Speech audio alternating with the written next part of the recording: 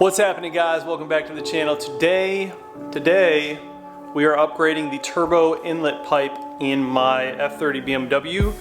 If you saw back in one of my other videos, I did the Mst intake install. This one is the Mst turbo inlet pipe. I did notice that when I installed the Mst intake that the stock turbo inlet pipe that comes out of the turbo and into the intake is like really cheaply made. It's just like flimsy plastic, and I could see that potentially being a problem in the future. It could definitely break under stress. So I just wanted to get an upgraded inlet pipe and put it in with the Mst. Also, it's bigger piping than the stock one, and it's just manufactured way better. So here's what it actually comes in the box.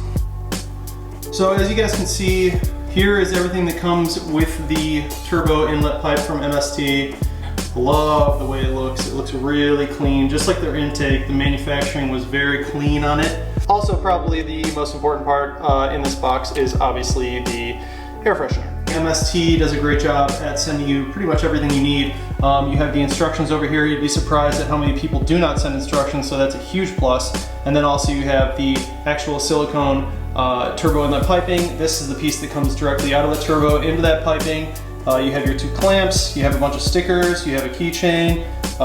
Again, the most important part, the air freshener, and then your two documentations.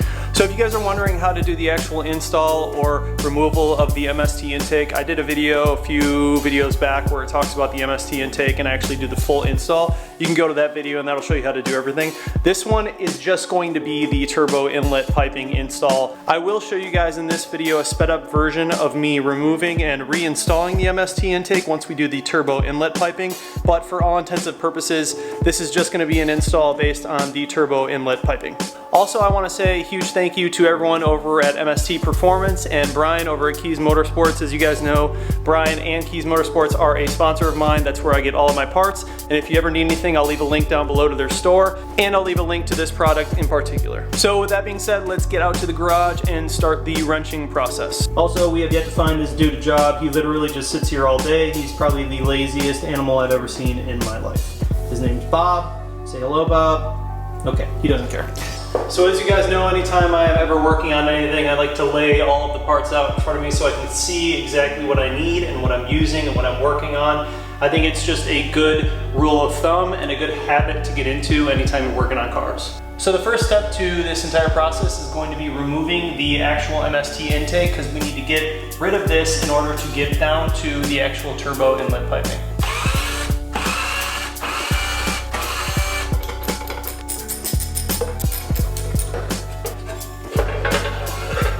As you guys can see, this is the actual turbo inlet pipe right here. We need to remove this guy, which I already did. It's two clips on the side, kind of a pain in the butt to get off, but if you just squeeze them down real tight, pull with both hands, you can get them out. And then we had to unplug this sensor right here. And lastly, there is a vacuum line.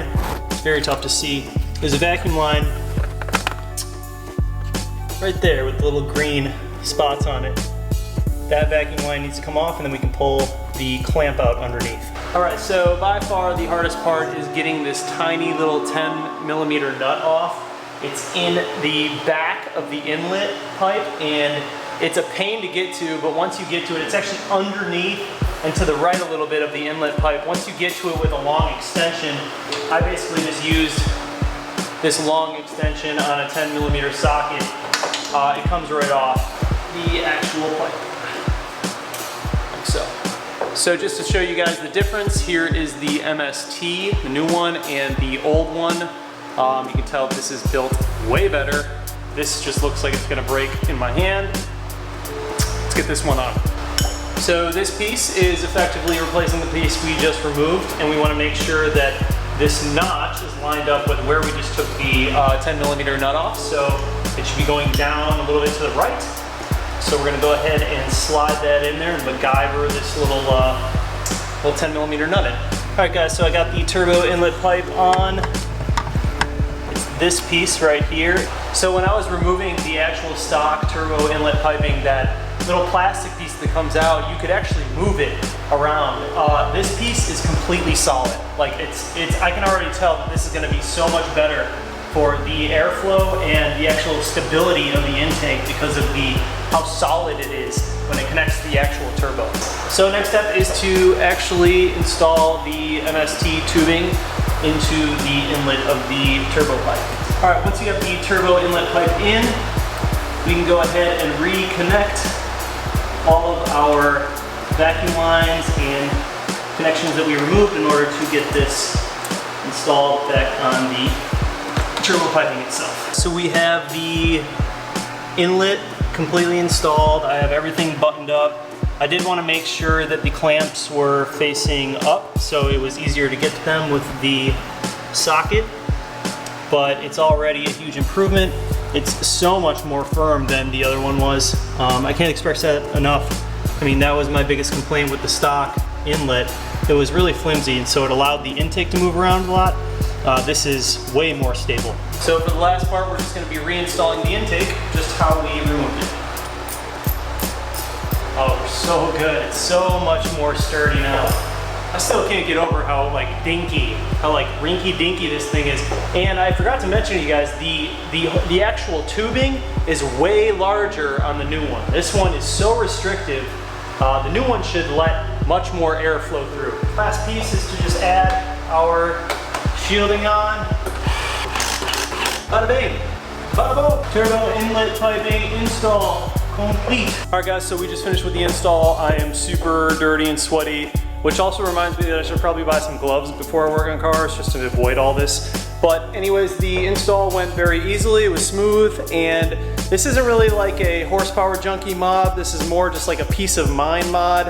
I feel much better now that the intake is completely stabilized. There, it does not move.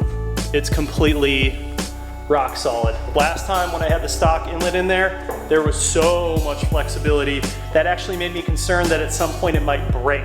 If you guys are interested in getting your own inlet, I'll leave a link down below to Keys Motorsports website. Make sure that you guys get the proper one for your engine. My engine is the N20, so you might have a different setup than me. Just make sure that you have the proper specifications before you buy the actual inlet piping. So the whole reason that I wanted to do this install in the first place is that I was actually online on Bimmercode and I saw people talking about their stock inlet piping cracking and the car going into limp mode and all of these things happening. So basically what's happening is the stock inlet piping is made of just this plastic that's very flimsy. Your intake tends to move a little bit, so when that happens, it flexes the stock inlet piping, and if that cracks, you could potentially destroy your turbo, destroy your motor. I mean, it could be catastrophic. So basically what I did was I looked up online if anyone made an inlet pipe that was stronger or something aftermarket, and Keys Motorsports offered one, and I contacted Brian and he sent one out to me. This is the kind of modification that people don't do until it's too late.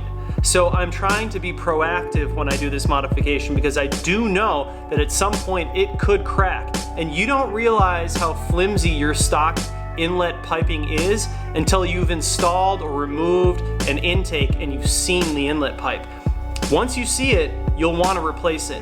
So I highly recommend this modification to everyone. It's not expensive. You should definitely do it because all you're doing is being proactive and eliminating any catastrophic failures in the future with this piping. So with that being said, definitely check it out. Definitely contact Brian over at Keys Motorsports and definitely go with the MST Performance one. I feel like it's the best made one out there, especially for the price.